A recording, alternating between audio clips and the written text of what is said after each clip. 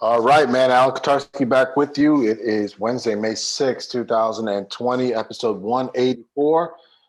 Al Spada, as always, with Tom Katarski. Mr. Tom Katarski, how are you today, sir? I'm doing well, Alan. How about yourself? Doing really good. Obviously, here in Texas, so it's much warmer. We're Yeah, sitting at around in about 95, 96, about 100 degrees on Monday. All right, man. Al Katarski back with you. It is Wednesday. Really excited about that. that's gross. That's way too hot. I'm So we going got like lots. 75, 80. Yeah, so not much to get into, but at least we want to talk about some of the stuff we're seeing with the NFL, some backup quarterbacks, more guys are getting signed. We'll talk about that, see what's going on with Cam Newton. Where does he fit in anywhere? Just some more signings. Obviously, the Jets bringing in Frank Gore. We'll talk about that. The MLB, what are they going to do? Hearing rumors about July 1st. Now people are saying that that's not true. Talking to that, and obviously the Last Dance. It's been, pretty much our Sunday ritual. You had sent me that link with the early episodes. My wife's like, no, I like watching it on Sunday night. Let's just watch it on Sunday night. So we've been able to do that, which has been pretty cool. Yeah, have you watched it on ESPN, the app, recently? Or have you only watched it on like DVR or live? I just watched it live. Yeah, because it's so weird. Like the other day, I went to watch it on the app. I had a DVR, but I went to watch it on the app. And on the app, they don't curse. Oh, no, we watch it on, we get all the curses. But it's so weird. They don't bleep out the curses. They just cut like that sentence out entirely. Like they edit it. But I would think it would be the other way around, right? Like they curse on the app, but don't curse on live TV. But it's way better. It's way better to DVR and not watch on the app because you get you get all the stories that sometimes you need curses. Yeah. Yeah, it's been great, man. I mean, it's kind of confusing at times where they do a lot of back and forth with where they're at now, then going back to '98, and we'll say they're finally starting to catch up. But the real thing that I was excited about on this week's episodes was just at least at first was just the love that the Knicks got, and I totally forgot about that '93 series. I always think about the series in '94, '95. And even the series they lost. But I didn't realize the Knicks were up 2-0 in that initial series in the Eastern Conference Finals at that. Yeah. And, great job, as much as I hate him now. Just a tremendous coaching job by Pat Riley. Those Showtime Lakers getting us some championships, getting a championship in Miami, and this close to getting championships in New York. That 2-0 lead against the Bulls, and then being up 3-2 against Houston Rockets the very next year, the year Jordan retires and Knicks make it to the finals. And then in '95, Ewing with the finger roll. So the Knicks, he had the Knicks in contention very, very closely. Just tough. Yeah, no, it's just terrible. At least I feel like they gave the Knicks their due, because as Knicks fans, we don't have many championship banners to rest on, but we do love to rest on that. We were tough. We had Anthony Davis and John Starks and Patrick Ewing and Charles Oakley and Doc Rivers and just a ragtag bunch, and they were as tough as anybody that the Bulls ever faced. Yeah, they were like the '90s version of what they said, the bad boys. Obviously, the bad boys won championships, but it just shows you like the fall from grace the Knicks have been. I hope people. And as this is me as a fan, I hope younger players see the magic that the Garden could have. Jordan made multiple mentions, or at least the fact that he wore his, Air Jordan 1s the first time he played in Madison Square Garden and the last time he played in Madison Square Garden. He wouldn't take them off because he was having a good game. Said it was his favorite place to play. He called it the Mecca. This is all stuff we know, but I think when Jordan says it, it just means a little bit more. Sure. Yeah, they gave the Knicks their due. But it's just a shame. You're up 2-0. Now, who knows? It could have went 7. They could have lost, but it just seems like the media, to no fault of their own, right? Like you're reporting on the biggest athlete, if not celebrity in the world at the time. And it just seemed like the writers got under his skin. He's down 0-2. He's going to Atlantic City. It's kind of like the Odell Beckham thing, kind of, right? I know Odell Beckham doesn't have the championships, but when he went to Miami, everybody blew it out of proportion.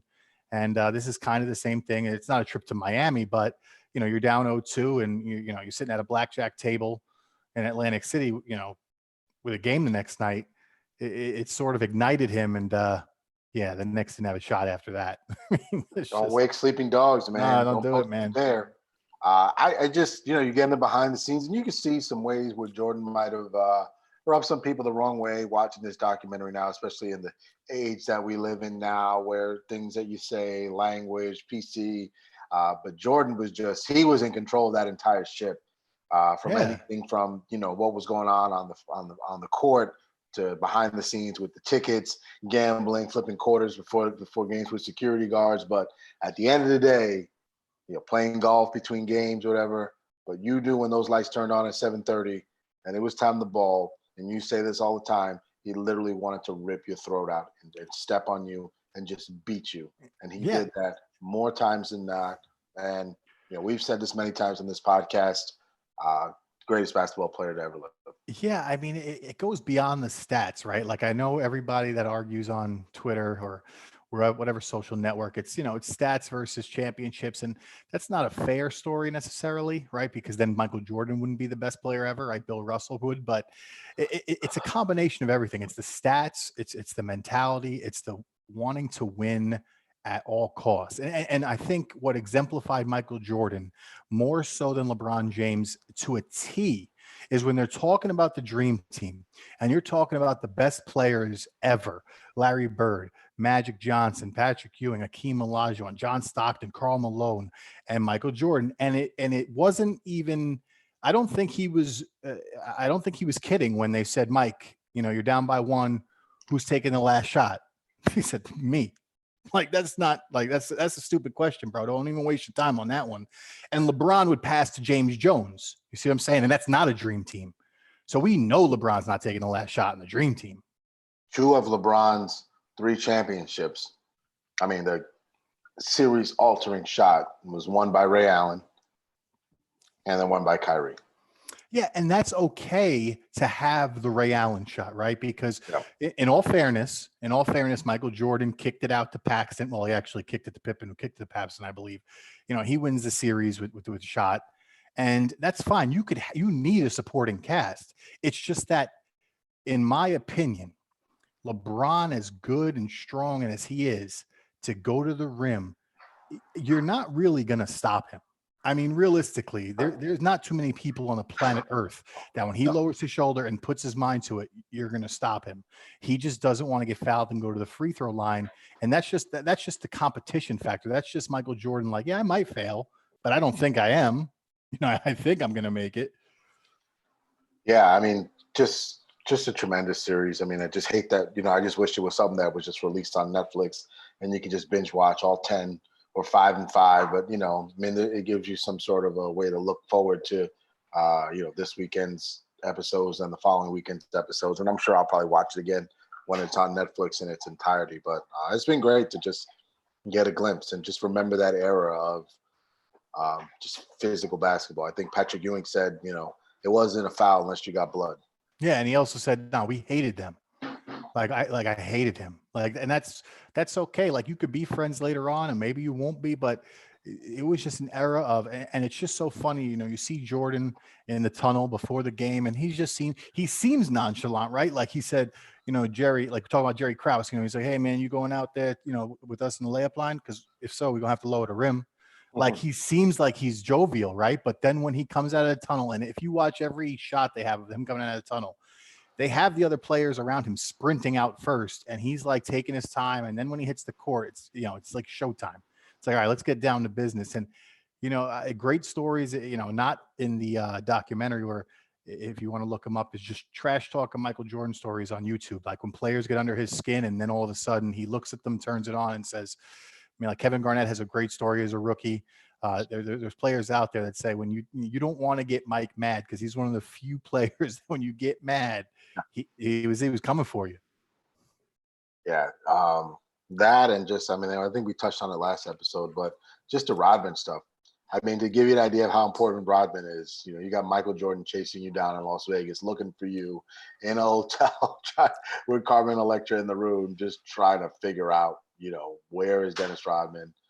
When's he going to come back? We need him to play. And just everything that went down. And that season alone, that 98 season, Rodman went missing, Pippen missed like the first half of the year, and they still treaded enough water and do what they had to do. And obviously, beating Utah for the second year in a row and ending it on that shot. I mean, obviously, everybody knows the history. Came back to play for the Wizards, but I mean, you think about obviously John Elway, Peyton Manning, right, winning Super Bowls in the last. But for that to be your last shot, to hit a game-winning shot to win the championship, and just retire after your 6 Finals MVP, your 6 championships, and just knocking down the final shot. I mean, the Well, greatest.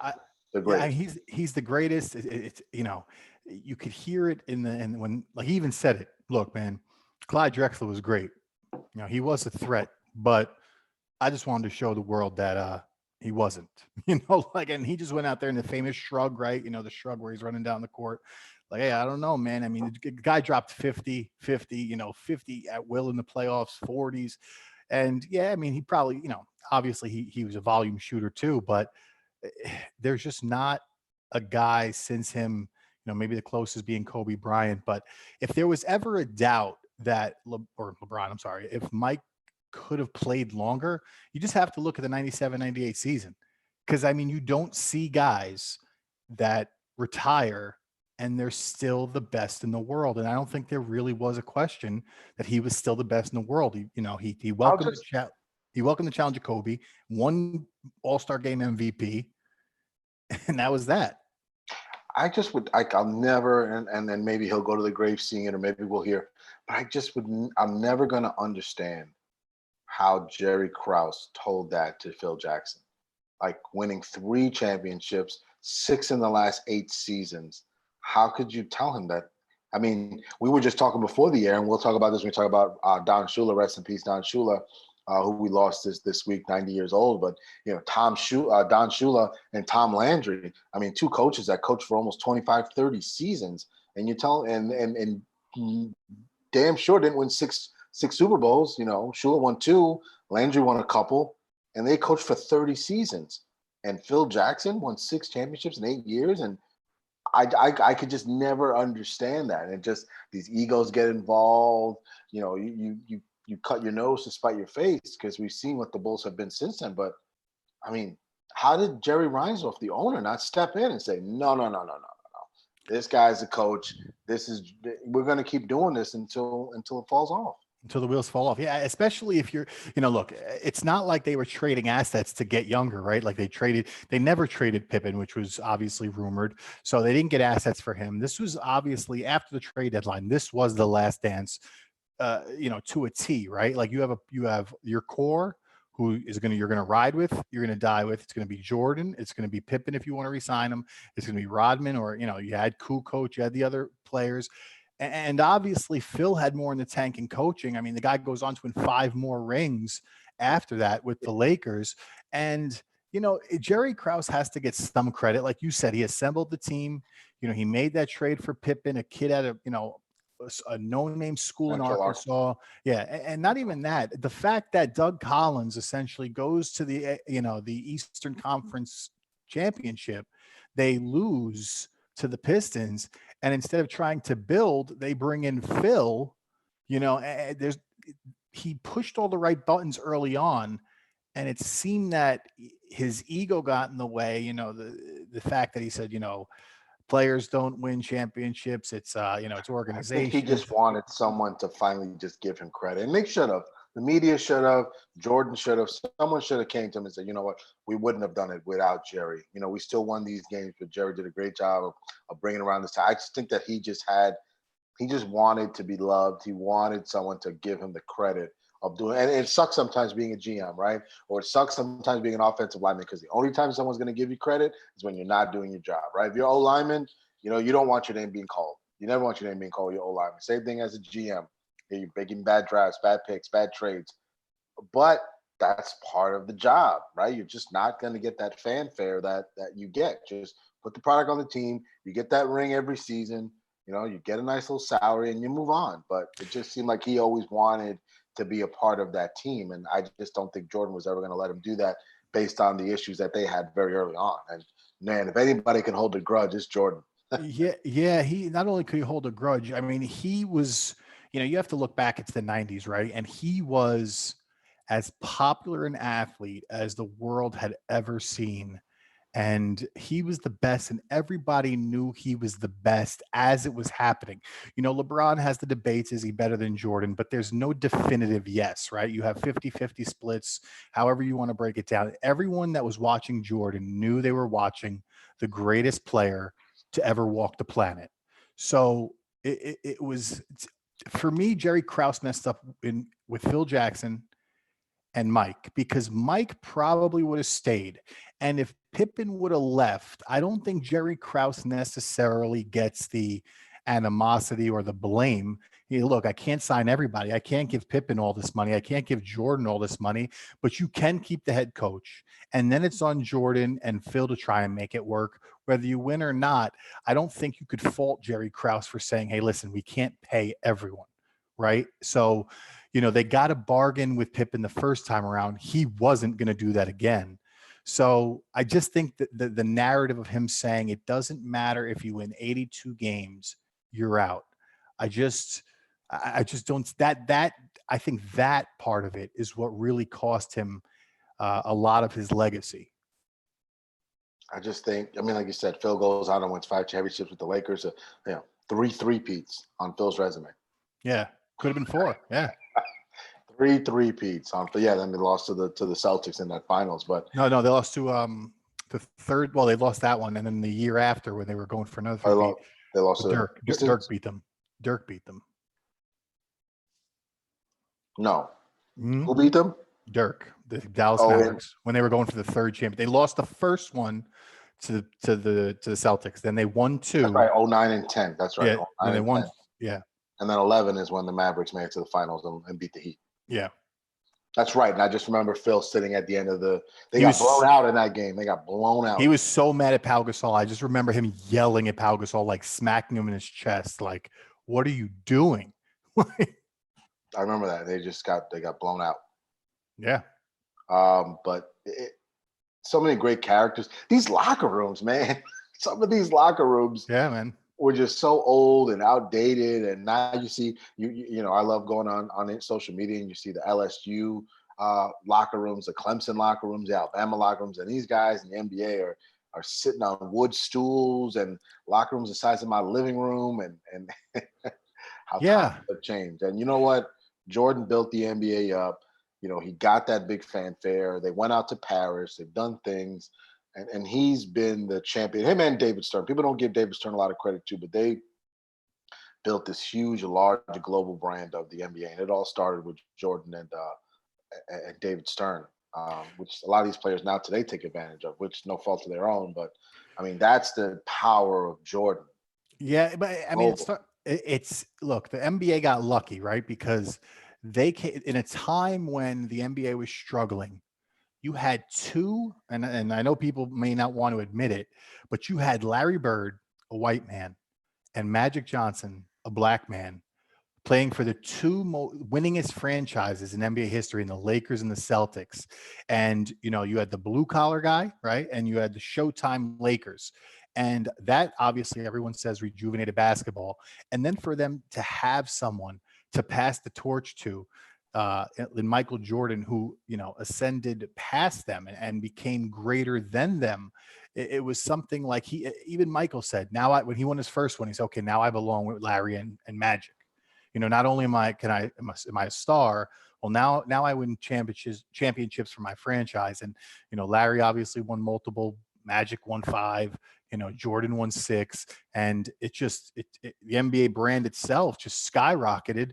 And those 3 guys, I think were a huge part. And the last thing I'll say is I loved seeing Jordan in his last All-Star game with a bunch of those guys like who were on the All-Star team. And I'm like, oh man, I see Jason Williams from the Nets before, pre-shotgun to the chest of his limo driver. And, I'm seeing all Penny Hardaway Grant Hill, Penny Hardaway, I'm just like, man, he's, those are players I loved. And they look like they were starstruck being next to him. Who wouldn't be? They took that photo. And just the Kobe situation, right? We got to see Kobe, and that just hurt inside, man. Yeah, man. It just, you just see him on, especially like it looked like it was recent. He had the beard like Kobe had been rocking after the retirement, and just the respect that Jordan gave him from day one. And you see in that All-Star game, he's talking about him in the locker room. He's Oh talking yeah, about him. He's that Laker boy, man. Go get that Laker boy. That Laker I boy. loved it. I mean, he just recognized it right away, and just I, that admiration, that respect. I just loved that. Not only Jordan, right? I loved all of them in the locker room. Reggie Miller, like they said, man, you better go get that Laker kid. He ain't gonna stop shooting. He's going for it. And I, as a kid, Kobe obviously is. When I'm a young, 13 years old, 14 years old, Kobe starts coming into his own. He's 8, 19, 20, 21, and I didn't necessarily love Kobe. I was like, Kobe, whatever. And then I kind of grew admiration for Kobe as he starts getting older and he starts doing things that you obviously see are more and more special. But yeah, you're right. I mean, these players, Kobe was 19 years old, and you had these guys that were 30 plus saying, all right, that young Laker boy, he's going for it. He ain't going to stop shooting. He's coming at you. And they welcome the challenge. And Kobe, to his credit, he wasn't backing down. 19 years old against Michael Jordan. He thinks he's just as good as him. That's what you need, right? Like that's the mentality you have to have. I mean, here's the thing I never understand is, we're always getting into the argument, you and I and the media and everybody, and we always get into LeBron versus Jordan. But I mean, and it took me a while, but when are we going to start talking about Kobe versus LeBron? Yeah. Because Kobe, I mean, if you look at some of the numbers that Kobe put up, I mean, right before Kobe passed, I mean, the day before Kobe passed, LeBron had just passed him in points. And that's, I mean, you're talking about LeBron's in what, year 16, 17, and he just passed Kobe. Here's the problem. The points were there for Kobe. The championships were there for Kobe. Yeah, Kobe never got an MVP. He got one. He got one MVP. He got one MVP, right? But he's an 18-time All-Star, 2-time scoring champ, a 15-time All-NBA, Rookie of the Year. Wasn't scared to compete in the dunk contest. Did the dunk competition, as Jordan did as well. Both won it. Look, this is 25 points for his career. Did Kobe? LeBron 25.7 points. I mean, it'd probably go to LeBron, but I mean, that's still a valid argument to have. Here's the problem with Kobe Bryant, and I love Kobe, and everyone that listens to me or listens to us, I should say, 27 points for LeBron, 27. Knows that I love Kobe. I dislike LeBron. One has championship medal to me. The other is just, the greatest athlete probably to ever step on a court. But the thing that hurts Kobe the most is the fact that he had Shaq. And to me personally, Kobe's 2 championships with Phil and Pau Gasol and Lamar Odom validated, and Jordan Farmar as the backup point guard, and Shannon Brown. I mean, the cast he had with that team validated Kobe, because I don't care what anybody says. You give me Pau Gasol, okay, cool. I won 2 rings with them. Give me the Robin to LeBron's championships. Every one, in my opinion, was better than Pau. Give me the Robin in Michael Jordan's championships. They were all, Scottie Pippen obviously better than Pau. So he gets killed for the 3 championships with Shaq, but he also did it with Pau Gasol against the Celtics, who had the original big 3. Shannon Brown, Kobe Bryant, Andrew Bynum, Jordan Farmar, Derek Fisher, Pau Gasol, Adam Morrison, who we were talking about earlier. Yeah. Lamar Odom, Sasha Boychuk, Josh Powell, Luke Walton, and that man from St. John's University, the artist formerly known as Ron Artest, Meta World Peace. Yeah. So no, good team, obviously. Great coach. Not that 11, 12, 13 Miami Heat team. No, that's why I always said it. Like, I didn't understand. He gets criticized for Shaq. Obviously, Shaq was a dominating force. But let's not forget, the end of games, man, Kobe was the guy. Shaq couldn't stay on the floor. They just foul him. Shaq never came into camp. They even said it together when they were sitting face to face in one of their last interviews together. Shaq said, I didn't have to get in shape because I knew you were good. I didn't have to get in shape till midseason because I knew you were good. And Kobe CC, that's that bullshit I'm talking about, man.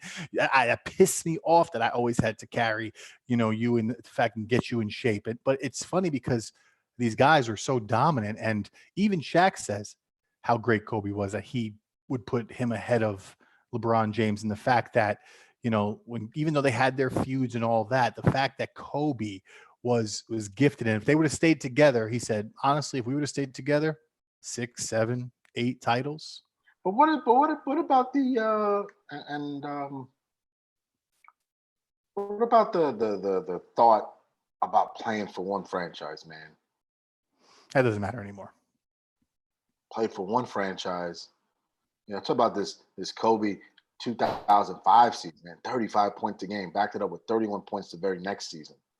See, in my opinion, also, I think Kobe also, the fact that he only averaged 30 points once, and that was in 07, 08. Yeah, but to be fair to LeBron, their games are different. And LeBron is, look, you give me any one of those three guys, I'll take it. I think what hurts Kobe besides Shaq is the fact that he won one MVP, right? Like, it's kind of like the Derek Jeter thing in the sense that everybody knows that Derek Jeter was as clutch as they come. But when you look at the MVPs, never had a regular season MVP. He's got the rings, he's got the stats, doesn't have the MVPs though.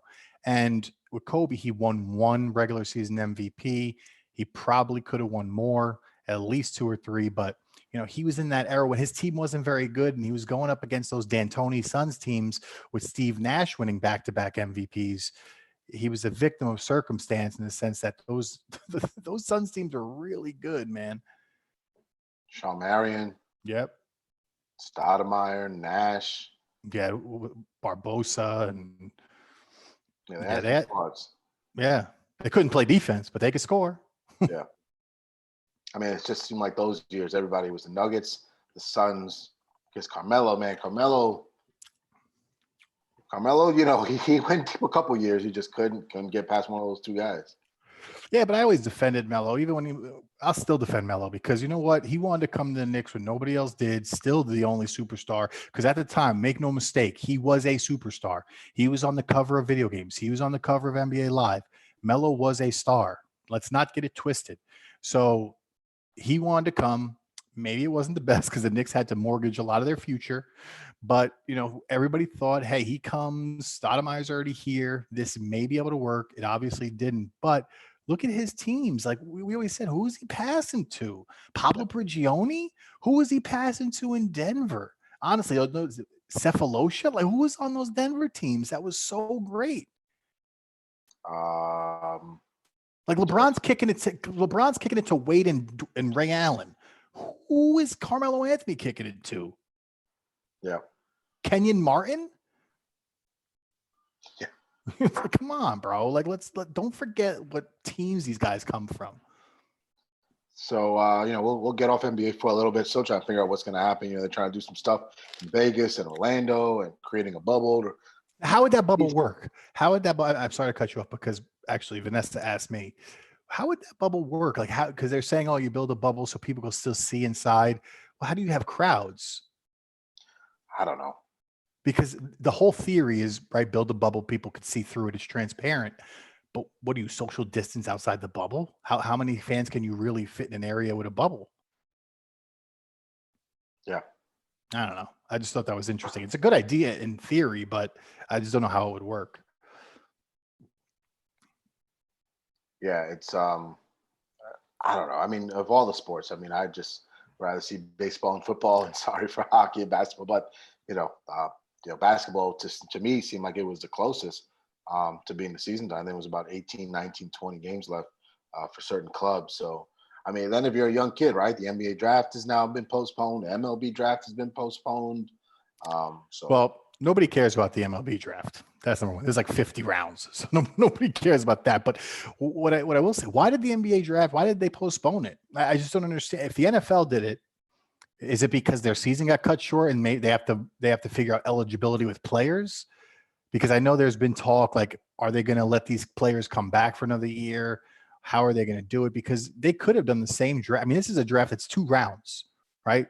There's like 60 some players. So I mean, you couldn't do that. You couldn't just do the whole Skype or Zoom or whatever they were doing with the NFL. Like, I don't know. I just think Be they quicker. jumped the. Yeah, I mean, but my whole thing is like, what do you? I has to be the eligibility issue because football proved it works.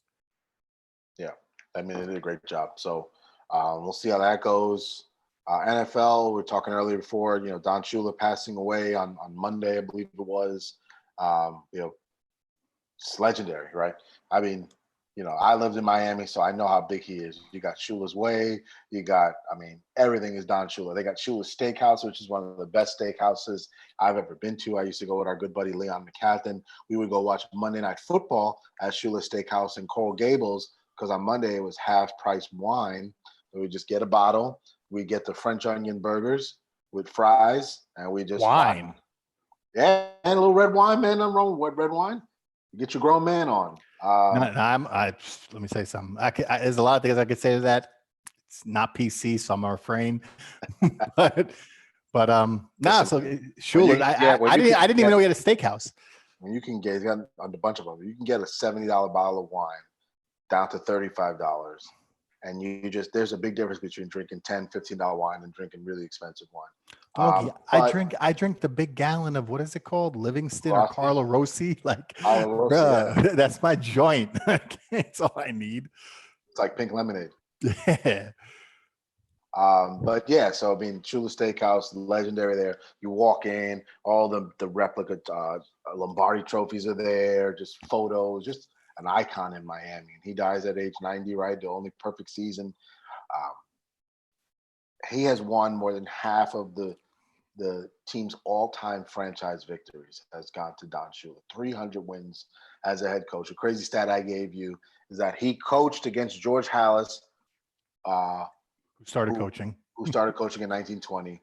100 years ago. And then coached against Bill Belichick, who's coaching 100 years later in 2020. So just that reach of Don Shula to be able to touch somebody from the 1920s so he's seen the change in the game from option to spread to where we have it now. I mean, just a coaching icon. Coach one of the best quarterbacks to ever play. If Dan Marino just won one championship, if he just won one Super Bowl, I mean, people would be talking about him as the greatest ever. And you have Montana and Brady and Bradshaw and Aikman and these boys, but people will always tell you he's one of the greatest to never win. And I've seen enough highlights of Dan Marino living in Miami boy, that guy was the truth. He's the epitome of the people say Charles Barkley. He's the epitome of the player that never won. Dan Marino was, in my opinion, and I go back to my father with this, and being a Jet fan, and the fact that the Jets selected Ken O'Brien over Dan Marino, and the fact that for years his nickname in the Meadowlands was Fat Boy, and my dad always told me that Dan Marino, forget the championships, forget all that. Dan Marino's the greatest quarterback he's ever seen. The quick release, the cannon for an arm. And the best was when they had an interview with him. I don't know if it was Real Sports with Brian Gumbel or it might have been ESPN. And they asked Dan Marino, and he said it completely straight face. It's the best interview for a quarterback because I love when athletes are cocky a little bit. They asked him, what would you do if you played in today's era? He said, today? If I played in today's era? They said, yeah, like, what would you do? How would you succeed? He said, I throw for 6,000 yards every year. And they were like, no, seriously. He said, no, I would throw for 6,000 yards every year. Completely straight faced. Like, yeah, you can't play defense now. I would just sling it around the yard and they wouldn't be able to stop it. Like, that's the best answer ever. 6,000 yards. Because everybody throws for 5,000 now. That's about 375 a game. Bro, but did you ever, I mean, like you said, the NBA, right? Like it wasn't a foul until they drew blood. The NFL was the same thing. I mean, they were killing each other out there. I was actually watching, and you'd appreciate this as we're still talking about the Miami Dolphins, but this will stay in Miami. I was up late the other night, couldn't sleep, was watching the 1984 Orange Bowl, University of Miami versus Nebraska, Miami's first national championship with Howard Schnellenberger. Do you know the history of this game? What about it? So Bernie Kosar is the quarterback for Miami. Mm-hmm. Miami goes up big, 17-7 in the second quarter. Here comes Nebraska with a furious comeback. And at this time, there was no overtime in college football. Nebraska was number 1 in the country. Miami was number 5. Miami was 11-1 on the season. They lost that first game of the year, bounced back, steamrolled 11 in a row. It's 30-24 with about 18 seconds left to go in the game. Nebraska scores a touchdown. It's 30-29. No overtime. They said after the fact, if Nebraska kicks the extra point and ties the game, they are probably declared by the AP National Championships. Tom Osborne goes for 2. Passes broken up in the end zone. Miami wins 30-29. Yeah. That's old school football where guys, dude, you have to see some of these hits. Guys would be banned from the NFL today for some of the hits they were putting on some of these players back then. Well, I mean, yeah. You said, and at the same time Marino was playing for the Dolphins. I just couldn't believe how hard these guys get hit. I mean, they did a triple option play for the quarterback for Nebraska. As soon as he dumped it off to the other guy, he got blasted head first. I mean, Reggie White used to, I mean, he would clobber people in the side of the head with his cast. He had when he broke his hand. And I mean, these guys used to, they used to hit. You come over the middle. Ronnie Lott was making sure you weren't playing any more downs that game. You better pay your toll. Yeah. And you know what? I mean, not to sound like a savage, but that is a big part of the game because it changed a wide receiver's mindset. Like, yeah, I can go over the middle, but do I want to? Like, you take away that fear of going over the middle and not getting hit, it changes how productive you are, the risks you're willing to take. But yeah, that's I didn't know that fact about the Miami versus Nebraska. The fact that if they tied the game, because I know back then, you had multiple national champions. Sometimes you had the fact that there was no official championship game, right? So he would vote on it. Yeah, so that's interesting because it started what was a dynasty of sorts. Obviously, Miami winning championships in the 80s, early 90s, and then all the way through the early 2000s. But it also bred a culture, right? That Miami was just whether you, for better or worse, hoodlums, flashy, score on you. Jimmy Johnson's what do you call them? Miami Hurricanes, the fact that they would not let up, they would score 50 on you if you don't want us to, stop us. But yeah, I mean, that old school mentality of just playing rough football. Dan Marino did it. Dan Marino, I remember, was always bad knees, didn't matter. He was a gamer. Elway. I mean, this is when, John Elway got helicoptered in the Super Bowl. You can do that now. They'd figure out a way to call a penalty on you now. Going back to Don Shula, right? Coaching in that era. As a young man, I always remember watching American Gladiators, and that's who I figured out who Larry Zonka was. I had no idea who he was, but you always see him, and he had a great tribute to him about that undefeated team that went 17-0. And because of Eli Manning, quarterback of New York Giants, they are the only undefeated team in NFL history. Do we think, Tom Katarski, there will be another team to go undefeated all the way through? Yeah, eventually it'll happen only because of it's a numerical chance, right? Because it'll never happen in any other sport because they play so many games, but it will happen in football. There have been a ton of teams that have come semi-close. Let's not forget. We got a bunch of 15-1 teams. Yeah, Peyton Manning's Colts, with Jim Caldwell, that they sat their starters in the last game of the season, didn't care. So it doesn't, not to say it doesn't matter, but it just will be a possibility. It will happen. That Patriot team, I know they lost to the Giants. I know they never won a championship. That was probably, for my money, the greatest team I've ever watched because it just seemed that they could score at will. And obviously they couldn't. They lost to the Giants. The Giants put it on them. They were hitting Brady. That NASCAR package was the reason Tom Brady didn't win that chip. 15 points in that game. That's it. And I remember, I'll never forget that, the prediction before the game, said that he'll give him 17 points. He said 17. Hope he gives us a little bit more credit than that. And they scored less, So, look, it'll happen. That Patriots team was great. But like you said, there's too many teams that come close, whether it be 14-2, 16 or 15-1. Obviously the Patriots 16-0. I just think it's a matter of time. Out there right now, is there a quarterback in the league right now that can make that happen? Yeah, of course. You know who I'm going to say. It's Pat. It's Mahomes. It's the Chiefs. Because they're just, the Chiefs are like a video game, right? Like they are the team that you look at. Pat's going to throw 40 touchdowns if he's healthy, at least. Mhm. So to me, it would be the Chiefs right now. You have a good head coach, got the monkey off his back. You got, speed everywhere. I'd say them, but obviously we don't know. I mean, is Pat Mahomes going to be the next Tom Brady? Hopefully. We all consider, right? If I had to ask you the top of your head, give me the greatest football coach in NFL history. Who are you going to tell me? It's Bill Belichick. Who? Bill Belichick. Bill Belichick. Yeah. And just for comparison, Tom Kotarski, as I pull this up, Bill Belichick, in his career, has won 300 games. So he has won 300. He's got a 689 winning percentage, 304 and 137. In the regular season, 273. And then we look at Don Shula. Don Shula, 347 wins in his seasons. Yeah. Yeah, I mean, look, there's I already of got the Lombardi Trophy. We talk about Tom Landry. We talk about Chuck Noll.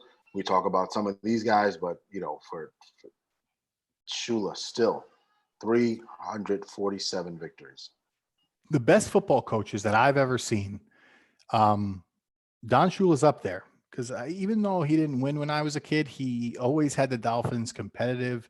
Obviously, Marino goes to the Super Bowl when I'm a baby. And Belichick, obviously, I've seen what he's done the last 20 years. Those guys, for my money, are, they're at the pinnacle. They are the best. They're on the Mount Rushmore of coaches. There is the Tom Landrys, the Vince Lombardis, the Chuck Knowles, like you said. But you know who I put as one of the greatest coaches ever? George Halas, the other coach with 300 wins. Okay.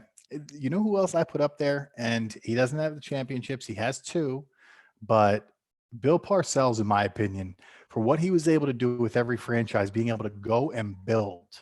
And building is a major part. When he went to the Jets, when they stunk, they were 1-15. He comes and gets them competitive. They get to the AFC Championship with him. He won championships with the Giants. He got the Patriots to the Super Bowl. So I mean, there's a lot of great coaches, but I'd say Bill's probably the best, or Bill Belichick rather.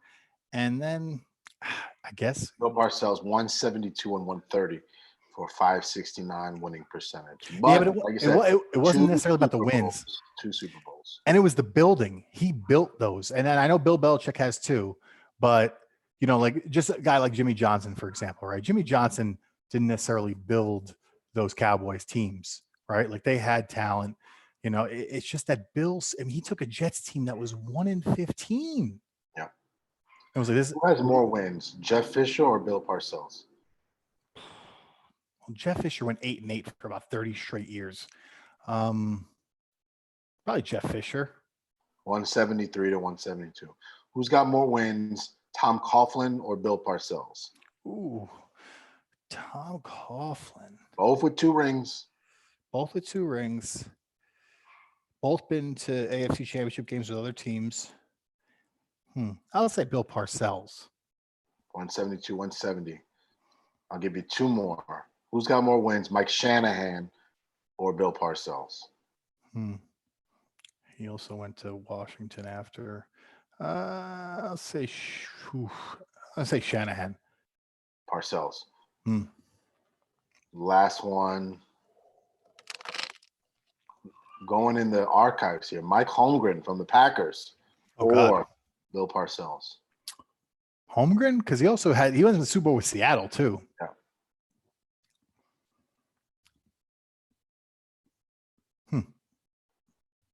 I'd say Holmgren. Parcells. 172 to 161. Bill Parcells is 13th all time in the NFL in regular season wins. Yeah. Bill was that guy though. I mean, Bill Parcells was that guy. Yeah. How about Vince Lombardi's playoff record? 9-1 in the playoffs. That's crazy. 2 Super Bowls, 5 championships. Yeah. NFL, Andy Dalton signs with the Dallas Cowboys. All right, we get all these backup quarterbacks. They're settling into places. I mean, I like that move for Dallas. Love the move. Love it. I wonder if that brings down some leverage because I mean, and going with the right pieces can get you to the playoffs, and that's what Dallas wants. I mean, he went to the playoffs. And granted, he was 0-4 in those seasons, but Andy Dalton. I mean, you don't have Vontaze Burfict going all crazy in that game against Pittsburgh, or they win that. They win that game. That game was over. He kills Antonio Brown for no reason. It was an incomplete pass. So, I wonder if that worked with the leverage for Dallas. Do you still give Dak his money? I mean, where does Dak fit financially? I mean, do they give him $40 million a year? I'm going to say something that I don't know if it's popular, unpopular. I think they're just as good with Andy Dalton as they are Dak. And it's not that Andy Dalton is as good as Dak per se. It's the fact that, like you said, like he can do what they need him to do. He obviously can make some throws, right? He's proven that he can make throws. You sent me the statistic that he was one of 6 quarterbacks to have 200 wins or something. I forgot exactly what it was, but it was a stat that he was with all MVP quarterbacks and then Andy Dalton, right? Even Matt Ryan has won an MVP. So he can still sling the ball around the yard a little bit. I mean, you figure he's got Amari Cooper, he's got TC Lamb, he's got Ezekiel Elliott in the backfield. Michael Gallup. He's got Michael Gallup. He's got enough there that I think it does hurt Dak's leverage a little bit. How long does Dak want to play this? So it just shows that, I think it's a great signing. What did he get? Like 1.2 million or something? He didn't get a lot of money. It was like 3 million, but was that much? But 7 million with incentive. So obviously, if he plays, yeah. But either way, I think that it's a good deal for them because now it puts the pressure on Dak, right? Because Andy Dalton's not a scrub. He's not great, but he's definitely not a scrub. He's not, whoever the backup was going to be. So I think with that team, that run game, that head coach, I think that the Dak better, if he's not getting the 40, he might want to bring that number down a little. Give me your NFC East standings today for the 2020 season. Granted, we have one. Cowboys, Giants, Eagles, Washington. Okay. I think Dallas is still the cream of the crop, but this is I've said this before. Everyone said this before. Yeah. Garrett, or is it this team now? Because now you can't blame Garrett anymore. That's right. Cannot blame Garrett. They used to blame Marvin Smith up in Cincy, and then Marvin left, and they've been downhill ever since. Right? Just got the number 1 pick. So we'll see what it is. As much you can say about Marvin at least got them to the playoffs and had them competing in a very competitive division. You had Joe Flacco in Baltimore. You had Ben Roethlisberger. I mean, they were competing in that North every year, making the playoffs. This year we got an extra playoff spot with 7 teams. So we'll see. One guy that Cam Newton is a big guy that's on the cabinet. Pick him up in the supermarket, get a sale, get Cam Newton to come in. I mean, but we go through these all the time, off air, on air. Like, where does he fit in? If it's not New England, apparently New England. Real quick, I read an article. New England's out because they said that was one of the reasons why Josh McDaniels didn't want to interview with Carolina, because he didn't want to work with Cam Newton. So if he didn't want to work with Cam Newton, then you can kiss New England goodbye, because he's getting just as much say up there as Bill does.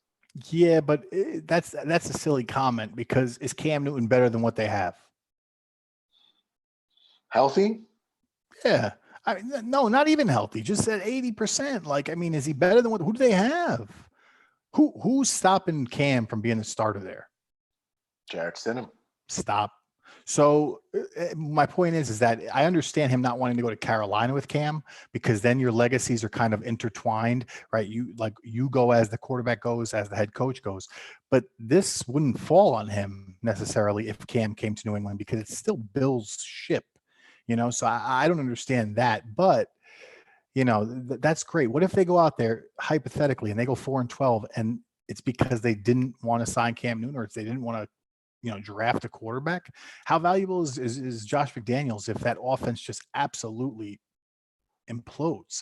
But the one place I will say that Cam makes sense to me, and we say it all the time, and it's the Chicago Bears, man. The Chicago Bears, I think people look at as a now team with Mitchell Trubisky, and I think that's a 4th round pick to get Nick Foles. I mean, you could have given that. Right. Carolina would have done that deal. You're right, but the thing is I mean, so is Nick Foles the starter? Because they already declined Trubisky's fifth-year option. I don't know. He's got him ring. Yeah. I don't know where else would Cam possibly go. I mean, if you really think about it, what teams are win now, right? A quarterback away, and he said he doesn't want to be a backup. So you can't even say a team like, say, I don't know. Where could he possibly go? There's no place that is ready to win now, and he could be the starter besides maybe Chicago. And I think, like you just said, they have Nick Foles. Detroit. Yeah, I mean, yeah, but are they win now? What about Jacksonville? Yeah. Detroit, Jacksonville, Pittsburgh. You know, Ben can get hurt any given time. Still dealing with that elbow issue. Still got Juju. Still got the running back, Connor. Still got a decent defense, right? You got Fitzpatrick on defense, Bud Dupree, all those boys. I just keep going, trying to figure it out. I mean, obviously Tennessee just locked up Tannehill. Houston's with this guy. We do this all the time. I can't find the team for him. Washington, especially maybe, but again, they're kind of committed to Haskins. They brought in Allen, who was with Rivera. So the fact that Cam says he won't be a backup is really what limits his options, right? Because I'm sure, the draft happened, so all the teams got their guy, right? Right. Chargers that would need a quarterback, they got a guy. Miami got a guy. Packers got a guy. I mean, and the fact that he just is not willing to do it just shows you it's just a silly comment because, like you said, he could go to Pittsburgh, right? Ben could get hurt. I mean, look at Teddy Bridgewater, who essentially played himself into a great contract with the Saints when Drew Brees got hurt. So there's teams that could really use a backup quarterback, a guy that was the MVP. But the fact that he's not willing to take that role, like he's still one of the elite quarterbacks, is silly because there is value in a backup quarterback. And look at Andy Dalton. Andy Dalton, he said, "Hey, listen, I'll go to Dallas. It is what it is. Maybe it's a little bit different because he knows the quarterbacks in a contract debate, But Cam has to realize that he might be left out in the cold if he doesn't take a backup job." I think eventually he will. I think he just wanted to see how everything worked itself out. It looks like, it has, but there's no spot for him. I mean, looking at his stats, I mean, he runs the ball. So that's a big thing, but is he going to run the ball as much as he has? But, Cam threw for 4,000 yards his rookie year, hasn't thrown for 4,000 yards since, has had double interceptions every year, 182 touchdowns to 108 interceptions. His record is, 68 and 55 and a tie. Quarterback rating 86. I mean, maybe he is what he is. Cam is what he is. Cam is what he is. Cam is about one of the most electric players in the world when he can run. Problem is, you can't replace a young quarterback that you're trying to build your franchise around. He can replace an elite quarterback out there, right? Mahomes, Rodgers, Brady, Breeze, Wilson, those guys. He's not going to replace any of those guys. And then, do you want him in front of your young guy that you just drafted? I just don't. And again, the only quarterbacks that to me would maybe make sense that are on there, maybe be on their way out is Matt Ryan. He's getting a little bit older, and Stafford, because Cousins just got locked in. Yeah, I was just going to say that Cousins would have been an ideal spot. I think that division have proven that they would rather have Foles. And I think these are two of the spots that would actually benefit him because I think Cam at the top of his game, and you can't say he will be at the top of his game, but when he was able to run, I mean, he was electric. He was the cream of the crop. 50 touchdowns total, Superman, Super Bowl appearance. But if he runs, will he break down? And if he does, he's not a pure pocket passer. So yeah, you're right. I mean, he's gonna have to settle for something else because, like you said, the starter, you're not going to start him over a young quarterback, and you're not going to essentially play him over any of the superstar quarterbacks or elite quarterbacks. So he's got to hope. Well, I don't want to say hope for an injury, but he's got to go somewhere, put the work in, and show he could still do this. Go to maybe even go to a place like, I know it's crazy because they were just in Super Bowl 2 years ago, but go to a place like the Rams. Be the backup to Jared Goff, and if Jared Goff falters, you step in. Mhm. But a place like that is really his only shot. And then is the money going to be an issue? Teams have kind of extended their caps already, so no one's going to have this kind of extra money to give Cam. So it's Cam can't he can't possibly just dictate a big contract. He just can't. He hasn't been very good. I mean, he didn't even like Kyle Allen. People were talking about, is he's been Allen? also not even about being good. He's been banged up the last 2 years. Yeah, but what I'm saying is, like, people were already before Cam even, before they even said they were going to trade Cam, people were talking about when they went on that little winning streak last year, everybody was saying, oh, is Allen, the heir apparent? Like, have they found their replacement for Cam? So it didn't take much for them to start saying that. Since they went to Super Bowl, Cam Newton, 6-8, 11-5, 6-8. So what's that? 12-16, and then the 5, 12-21, add the 23-21, and then 0-2 last year, 23-23 in the last 4 seasons. Yeah. And not the same player either, And look, it's not all his fault. They never got him any receivers. Devin, he was throwing to Devin Funchess and all. Greg Olsen was really his guy, but this is even before McCaffrey. McCaffrey's only been there 2 years, so they had Jonathan Stewart. They had other players, but Cam. If Cam can't run, Cam is not Cam. Yeah. I mean, you got just trying to pull up his rushing stats. I mean, we know how great he is. We've seen him play 700, 741, 585, pretty much good for 600 rushing yards a season. Rushing touchdowns, 58 rushing touchdowns. I mean, just a tremendous talent. But, maybe in the end of Cam Newton, who will be 31 next week. That's the thing, too. It's not even the speed Cam had. It's the fact that Cam was 6'5", 240, 250. He was able to lower the shoulder. And obviously people were wrong, but they said if there was ever a quarterback that could take the beating and not essentially get hurt by it, like Robert Griffin III or Michael Vick or now Lamar Jackson, Cam was the guy that was he was just a big guy, athletic guy. He could lower the shoulder. And if he gets hurt, it just shows that every running quarterback will get hurt. Yeah. Just really quickly before we wrap things up, baseball. They came out, so they want to start on July 1. We haven't heard anything yet. Now they're kind of disputing that, thinking about doing spring training in their own stadiums, which makes sense. But, especially a place like the Yankees and the Mets, you're in New York. I mean, do you want to bring 80 to 100 players, and then where are you stashing them? Where are you storing them? What hotels are they going to? The Yankees have enough money to make that situation happen. You just maybe rent out a big hotel that's just for them. You get buses to shuttle guys back and forth. But, they're right there in the Bronx, which is, my mom lives right there. I know it is. It's a war zone where the coronavirus is. So what do you do? I mean, I'm coming to the point where you hate to say it, but I don't even think there should be an MLB season.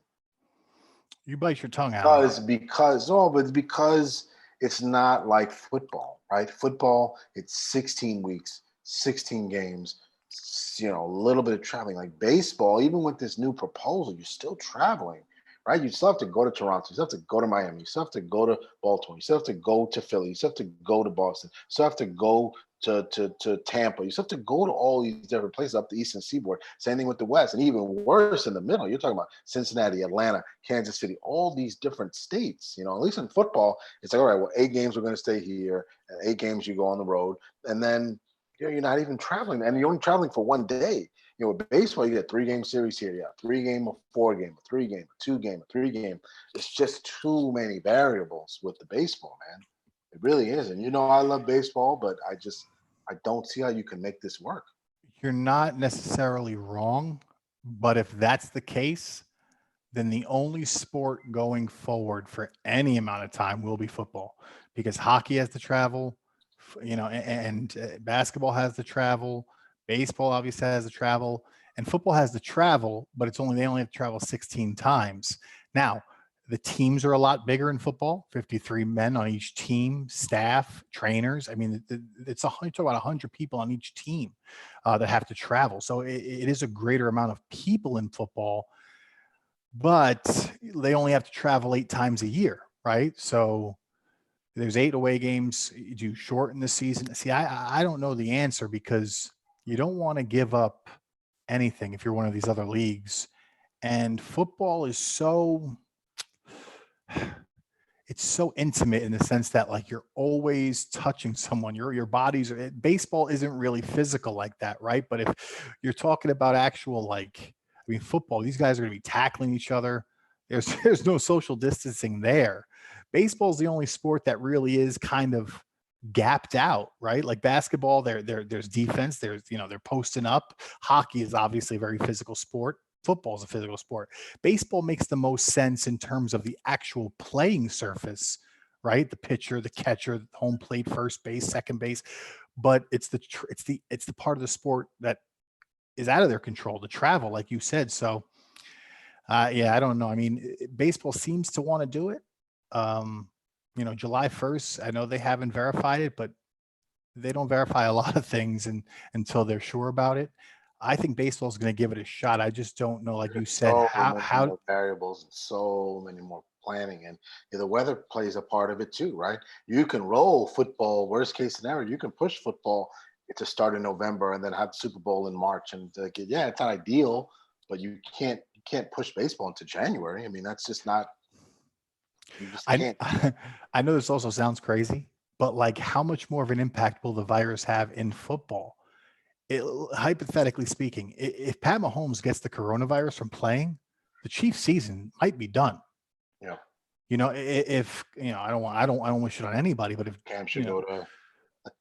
yeah, you're right. But what I'm saying is, in baseball, okay, yeah. So, Aaron Judge gets coronavirus, God forbid. Okay, well, he's a right fielder. He's not as important as, say, the quarterback would be of an NFL franchise. I just don't look. What I think personally is going to happen, once one sport takes the leap, I think you'll see the other ones follow suit. Sure. But it's going to be hard for anyone to do it. Like you said, especially with trainers, older employees. How do you do this? The fact that do it responsibly. I mean, it looks like NASCAR's coming back, but they're in a car. Definitely be something that we'll monitor. As always, we're here on YouTube Live, so you'll stay with us, subscribe to us on there. Keep following us on Facebook, get us on Twitter. We'll be back next Wednesday. Hopefully, we'll have more clarity on some more of these things. NFL schedule comes out tomorrow, so be interested to see what they do with that. They said the first 4 games are only going to be AFC versus AFC teams, NFC. I don't know how that makes any difference. I think it should be more travel than the conference games, but I guess maybe if there's a shortened season, then you want to get those conference games in first. I don't think that matters. I think if anything, the Giants and Jets should be playing in week 1 then, because they both don't have to travel. You limit the travel. You play, Pittsburgh against the Eagles if that's on the schedule. I mean, you figure how to maneuver that Right. geography before anything else. Yeah, the Jets versus the Chargers doesn't make sense, but the Jets versus the Eagles kind of does, right? I mean, it's only New York to Pennsylvania. Where you can bus. Yeah. No, I mean, look, I just don't. It's crazy. I mean, we're going to talk about this till we're blue in the face over the next few weeks, but I know they want to kickstart it, and sports is a big part of giving people hope. I mean, you look after 9/11, how big sports played a part. To people getting back to their everyday lives. I think sports would be the same thing here. It's just the problem is you can't. With 9/11, it was a terrorist attack. The athletes were not in danger. Here, they could be. Yeah, definitely. Just as we always say, stay safe out there. Wipe your stuff down, wear your mask, do what you need to do, stay safe, and we'll be here next Wednesday, and excited to be back. Yeah, happy to be back, but wish it was under better circumstances. But everybody, just stay safe and do what you can. That's all we're all doing. I will see you next week. Take care, everybody.